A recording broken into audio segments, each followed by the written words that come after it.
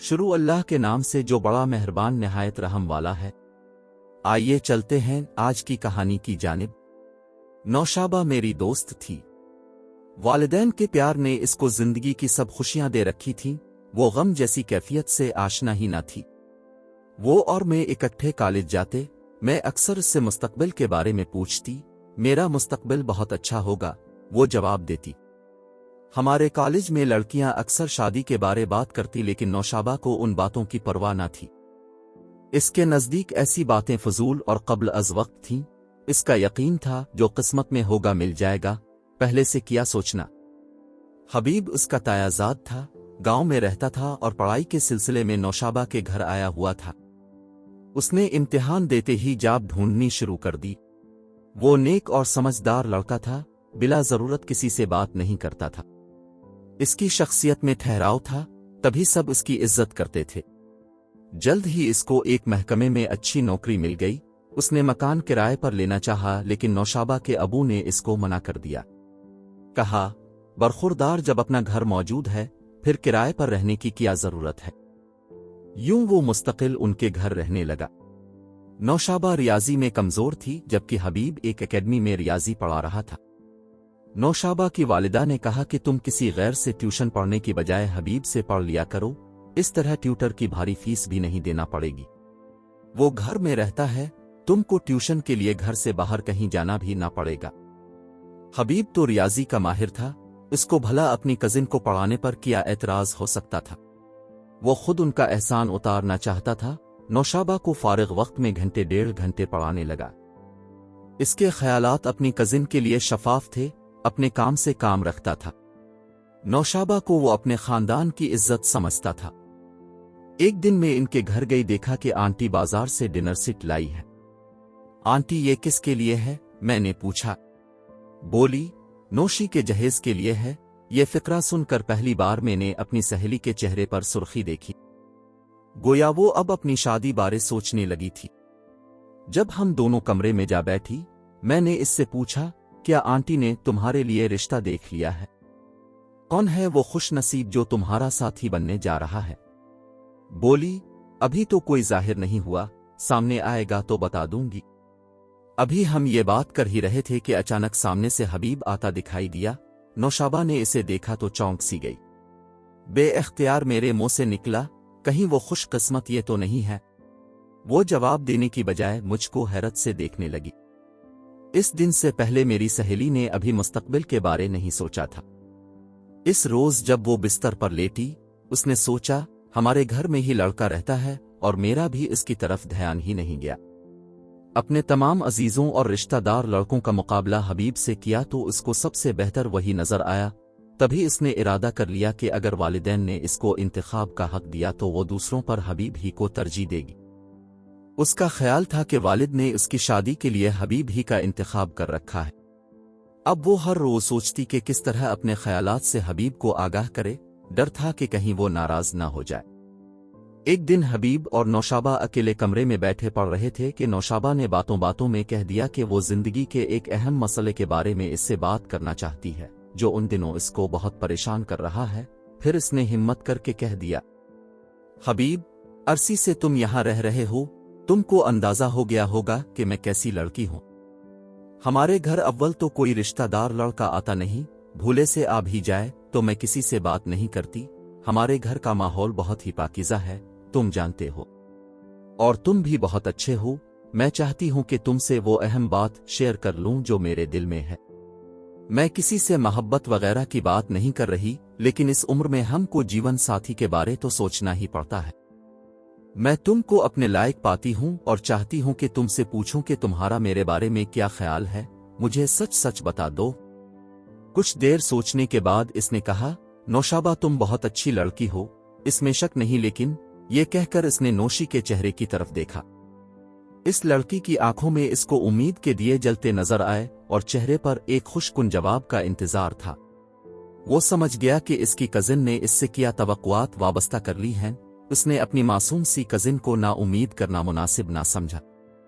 जब नौशाबा ने खुद तवज्जो दिलाई, हबीब ने भी इस बारे संजीदगी से सोचना शुरू कर दिया। चचा इससे यूं भी बहुत प्यार करते थे और चची भी शफीक थीं। उनके घर का माहौल पुरअमन और सुकून बख्श था और नौशाबा को ज़माने की हुआ छू कर ना गई थी। वो आम लड़कियों से बहुत मुख्तलिफ थी, सादा दिल, सादा लो मगर साफ गो। इसमें चालाकी नाम को ना थी। उसने ठान ली मुनासिब वक्त आएगा तो अपने वालिदैन को लाकर चचा से नौशाबा का हाथ मांग लेगा। इस वक्त कुछ रकम इकट्ठी करने और कुछ कर दिखाने का जज्बा दिल में मौज़न था ताकि रिश्ते के जवाब में इनकार की गुंजाइश ना रहे। वो शहर में घर बनाना चाहता था ताकि उसकी चची ये एतराज़ भी ना करें कि तुम लोग गांव में रहते हो, मेरी बेटी गांव में क्यों कर गुजारा करेगी। इधर उसके मन में ये सोचें चल रही थीं कि उन्हीं दिनों नौशाबा के घर मेहमान आ गए। ये 2 लड़कियां और उनकी माँ थी। रिश्ता में उसकी खाला होती थीं। ये लोग नवाब शाह से आए थे। खाला ने नौशाबा को देखते ही तहैया कर लिया कि वो इस मनमोहनी लड़की को ही अपनी बहू बनाएगी। इसका शौहर गल्ले का एक बड़ा आड़ती था और बेटा सऊद अपने वालिद के साथ आड़त के कारोबार में हाथ बटाता था। गरज के ये लोग काफी दौलतमंद थे। खाला ज़ुबैदा ने वक्त ज़ाय करना मुनासिब न समझा और जाने से कब्ल अपने बेटे के लिए रिश्ते की बात कर दी। नौशाबा की माँ ने कहा, सोच कर जवाब दूंगी, खावंद से मशवरा कर लो। वो बोली, मैं अभी यही हूं, खावंद से आज रात मशवरा कर लो ताकि मैं फाइनल जवाब लेकर ही जाऊं। बार बार आने जाने से तुमको भी जहमत होगी और मुझे भी सफर सहना पड़ेगा। इस औरत ने जैसे नौशाबा को बहू बनाने का तहैया कर रखा था। इसके दबाव में आकर आंटी ने शौहर से बात की। वो बोले, अभी तो हमारी बेटी पढ़ रही है, अभी से इसके रिश्ते की क्या जल्दी है। रिश्ता बुरा नहीं, ज़ुबैदा मेरी सगी खाला की बेटी है और ये देखे भाले लोग हैं। मुझे तो ये रिश्ता पसंद है। लड़का इकलौता और बाप की हर शय का वही मालिक है। अगर तुमको रिश्ता पसंद है तो जैसे चाहे कर लो। वो बीवी की तबीयत से वाकिफ थे। कहने लगे, तुमने फैसला तो खुद ही कर लिया है, अब मुझसे क्या पूछती हो। मियाँ का इंदिया लेकर आंटी ने बहन को हाँ कह दी। हबीब इस मामले से बेखबर अपने ख्वाब सजाता रहा। वो रोजाना दफ्तर जाता और एक माह बाद जब तनख्वाह आती वो एक पाई भी खर्च न करना चाहता। तमाम तनख्वाह चची के हाथ पर लाकर रख दिया कि जमा करती जाए, काम आएगी। दरअसल वो तमाम रकम अपनी शादी की खरीदारी पर खर्च करना चाहता था।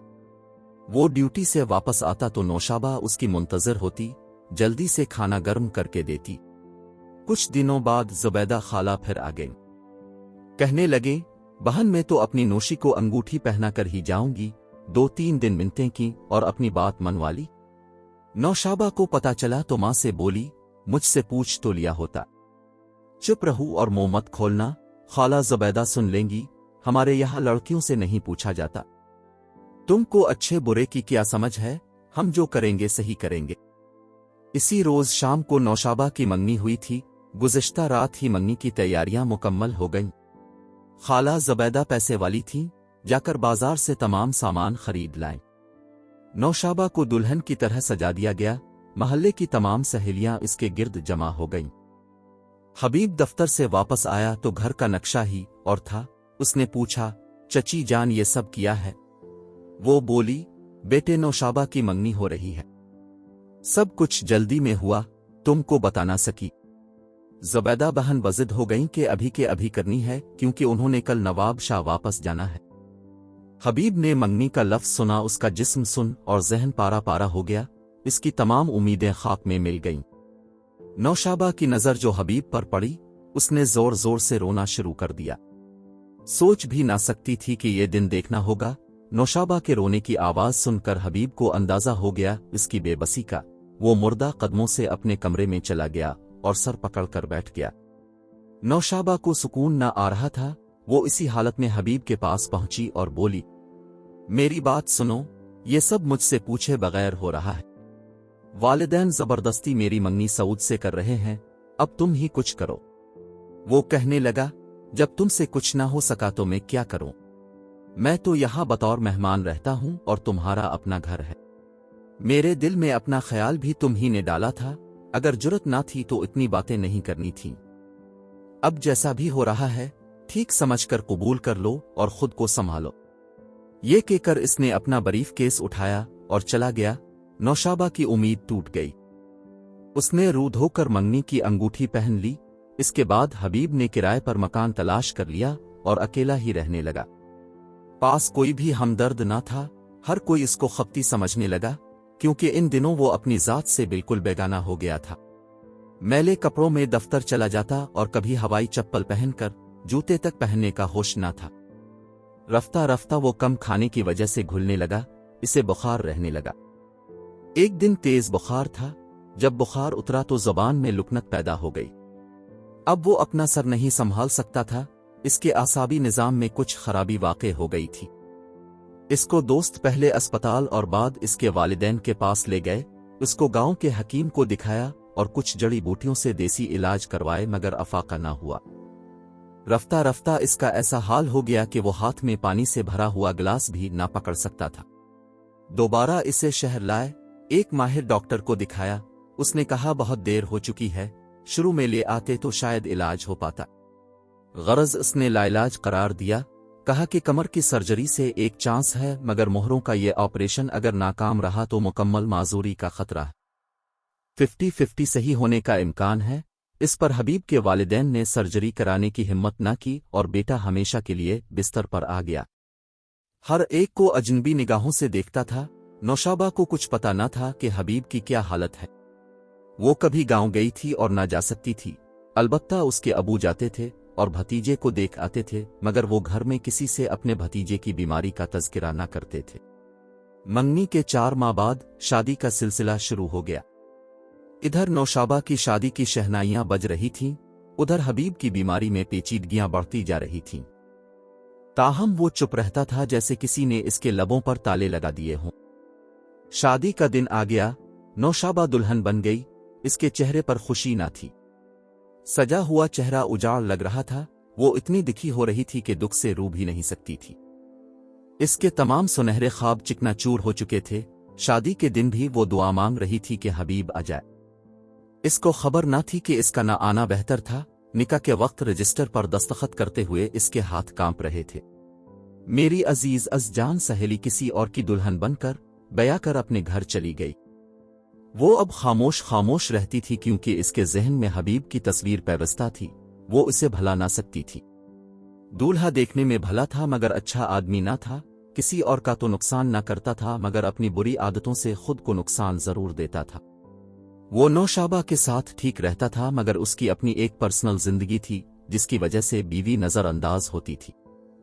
दौलत काफी थी और वो बगैर दोस्तों के रह नहीं सकता था। दौलत भी बगैर मेहनत के उसे मिल गई थी। वो ऐसे लोगों में से था जिनके दम से बाला खाने आबाद होते हैं। वो ऐशो इशरत की महफिलों का रसिया था। उम्र में भी नौशाबा से 15 बरस बड़ा था। माँ सऊद को समझाती, मगर वो उन मशागिल का इस कदर आदी हो चुका था कि अगर खुद को रोकता भी था तो कदम नहीं रुकते थे। किसी रोज न जाने का अहद कर लेता तब दोस्त बुलाने आ जाते। इसकी ये आदतें भी दरगुजर हो जाएं कि वो रात को देर से आने के सवा नौशाबा को और कोई तकलीफ नहीं देता था। इसके साथ सख्त लहजे में बात नहीं करता था। बीमार होती तो डॉक्टर के पास ले जाता। मैके जाने से भी मना ना करता। कोई बदसलूकी भी रवा ना रखता। बस ये चाहता था कि बीवी इसके प्राइवेट मामलात में दखल ना दे और ना ही इससे पूछा करे कि तुम रात को क्यों देर से घर आते हो और कहाँ रहते हो। वो बीवी के दबाव के बगैर बिल्कुल आजाद जिंदगी गुजारे, जैसे गैर शादीशुदा मर्द जिंदगी गुजारते हैं। अब इसकी तरफ से सभी घर वालों को परेशानी लाहिक रहने लगी कि वो आए दिन पुलिस को मतलूब रहता था। माँ बाप सोचते आखिर उसकी ऐसी क्या सरगर्मियां हैं कि पुलिस उसका पूछने दरवाजे तक आ जाती है। वो थाने जाकर रकम भर आता और वो लोग कुछ अरसा चुप बैठ जाते। खुदा जाने इसने किस किस्म के मुजरिमाना रवाबित बढ़ा लिए कि जिसकी वजह से पुलिस घर तक आ जाती थी। इस वजह से घर वाले परेशान रहने लगे। एक दिन जब नौशाबा मैके आई, किसी ने इसको बता ही दिया कि हबीब का आसाबी निजाम एक बार बहुत तेज बुखार के बाद मुतासिर हुआ तो वो अब तक ठीक नहीं हो सका है। अब वो बिस्तर पर रहता है। ये सुनकर मेरी दोस्त को बहुत सदमा पहुंचा।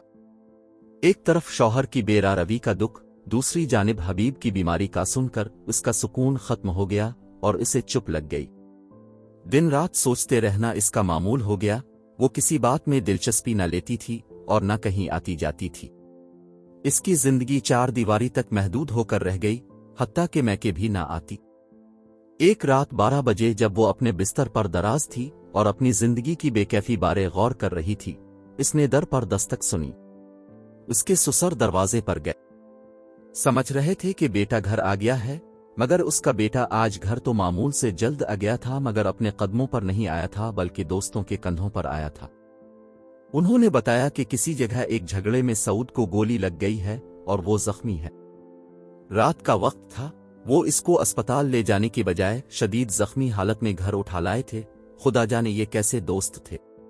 وہ اس کے بے جان سے سراپے کو بوڑھے باپ کے ہاتھوں میں تھما کر چلے گئے۔ سعود کی نبض ڈوب رہی تھی، جسم سے کافی خون بہہ چکا تھا، گھر میں کھلبلی مچ گئی۔ باپ نے مدد کے لیے پڑوسیوں کو آواز دی، وہ سب مل کر اس کو گاڑی میں ڈال کر اسپتال لے چلے، لیکن راستے میں سعود نے دم توڑ دیا۔ اسپتال تک جانے کی نوبت نہ آئی، باپ تو کمر کو پکڑ کر دیوار کے ساتھ لگ گیا۔ سعود اس کا اکلوتا لخت جگر تھا۔ پتہ چلا کہ بالا خانے پر گانا سنتے ہوئے جھگڑا ہوا اور ایک لڑکے سے گولی چل گئی جو نشے میں تھا۔ دوست بھی ویسے ہی تھے جنہوں نے اسپتال لے جانا مشکل جانا، وہ اس کیس میں پھنسنے کو تیار نہ تھے۔ سوائسوں کی دوستی ایسے ہی لوگوں سے ہوتی ہے جو وفا اور لحاظ سے خالی ہوتے ہیں۔ نوشابہ نیم پاگل ہو گئی، وہ اجڑ کر باپ کے در پر آ گئی۔ آج ماں پچھتا رہی تھی کہ اس نے 2 دلوں ہی کو نہیں 3 گھروں کو اجاڑ دیا تھا۔ آنٹی اب پچھتا رہی تھیں کہ ان سے کتنی بھول ہو گئی۔ زبیدہ سے رشتہ ضرور تھا لیکن ان کے لڑکے بارے میں تحقیق نہ کی۔ کم از کم سعود کے بارے کچھ معلوم کر لیا ہوتا۔ بہن کی محبت میں آنکھیں بند کر کے بیٹی کو تباہی کی آگ میں جھونک دیا۔ اب بیٹی دکھی تھی تو ان کا دل بھی خوش نہ تھا۔ نوشابہ کافی عرصے تنہا رہی۔ وہ گھر میں بیمار پڑی سلگتی رہتی، ماں باپ اس کو ملازمت کرنے کی اجازت بھی نہ دیتے تھے۔ میں ایک روز اس کے گھر گئی تو اس کی حالت مجھ سے دیکھی نہ گئی۔ میں نے آنٹی کو سمجھایا کہ اگر نوشابہ ملازمت کرنا چاہتی ہے تو اسے کرنے دیں، اس طرح اس کا دھیان بٹے گا اور دل بہل جائے گا۔ وہ معاشرے میں اپنا کچھ تعمیری کردار ادا کر سکے گی۔ یوں گھر میں ایک قیدی کی طرح بند رہ کر تو وہ اپنی آگ میں جل جل کر راکھ ہو جائے گی۔